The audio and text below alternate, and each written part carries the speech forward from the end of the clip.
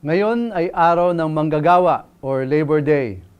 We honor today everyone who belongs to the country's labor force, the people who keep factories and offices and workplaces productive, the people who are responsible for making sure products are produced and services are rendered to supply the people's needs. Saludo kami sa inyong lahat. Labor Day began in the US in the late 19th century at the height of the Industrial Revolution. During that time, laborers were being exploited to work more and produce more for the least wages. This led to them organizing themselves to demand fair labor practices. And here in the Philippines, Labor Day celebration took root in the early 20th century as industries were being set up and factories required Filipino workers to work 12 hours per day. This led to Filipino workers to organize as well, to fight for humane work conditions. Over time, workers got better, fairer labor conditions as a result of their solidarity and their persistent struggle. To preserve their gains, Labor Day has been recognized here in the Philippines as a regular holiday. It is a way to keep reminding ourselves that there is dignity in work. That's because it is easy to forget. In this fallen world, people's relationships, and yes, even work relationships, are stained with sin. As money is considered to be more valuable than people, there will always be strong temptation for captains of industries to see people less as human beings, but more as labor in production lines or cost items in a financial report. Parang kasangkapan o makinang ginagamit para sa produksyon.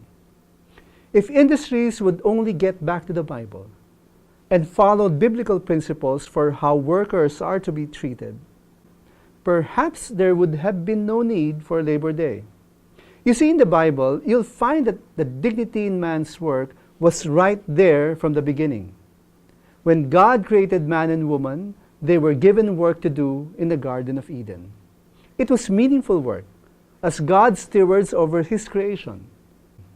We find this in the book of Genesis.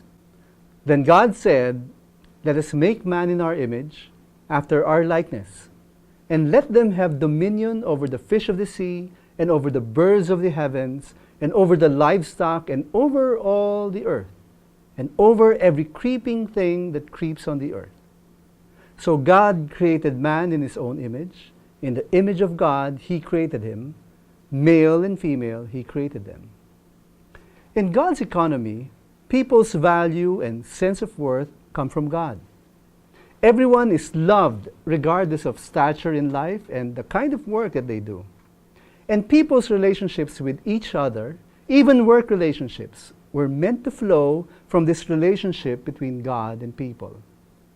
So let us celebrate today the dignity in work that God has given us.